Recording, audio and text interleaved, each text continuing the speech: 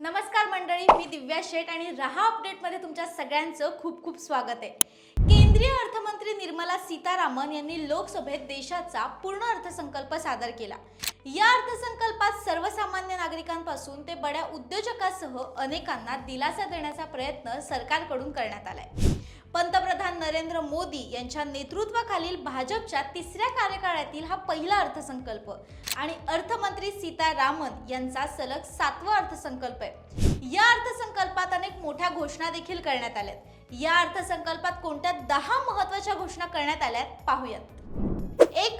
शेतकरी, युवक, महिला, गरीब यांच्या विकासासाठी विविध योजना राबवल्या जाणार। 2. पगार 1 लाख रुपयांपेक्षा कमी असल्यास प्रथमच EPFO मध्ये नोंदणी करणाऱ्यांना 15,000 रुपयांची मदत मिळणार। 3. PM आवास योजना शहरी 2.0 अंतर्गत 1 कोटी कुटुंबांना घरे दिली जाणार। 4. शहरी घरांसाठी परवडणाऱ्या दरात कर्ज देण्यासाठी सरकार व्याज अनुदान योजना आणणार। 5. पंतप्रधान इंटर्नशिप योजनेअंतर्गत तरुणांना 5,000 रुपये मासिक भत्ता मिळणार। 6. विद्यार्थ्यांना उच्च शिक्षणासाठी तब्बल 10 लाखापर्यंतचे कर्ज उपलब्ध करून दिले जाणार।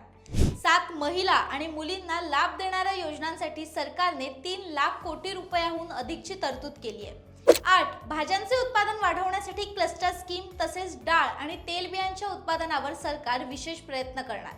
9. 100 शहरांमध्ये स्वच्छ पाणी पुरवठा योजना राबवण्यात येणार। 10. हवामान अनुकूल बियाणे विकसित करण्यासाठी सरकार खासगी क्षेत्र, तज्ञ आणि इतरांना अधिकचा निधी दिला जाणार। या अर्थसंकल्पाबद्दल तुम्हाला काय वाटतं आम्हाला कमेंट करून नक्की सांगा आणि रहा अपडेटला फॉलो करायला विसरू नका।